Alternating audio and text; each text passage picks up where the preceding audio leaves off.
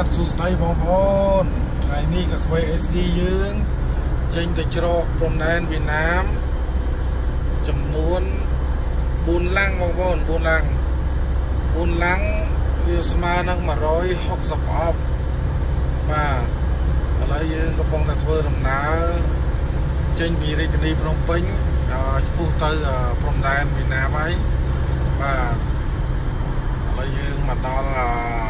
ចិត្តដល់ស្ពានស្លាគូហើយបងប្អូនបាទ SD យើង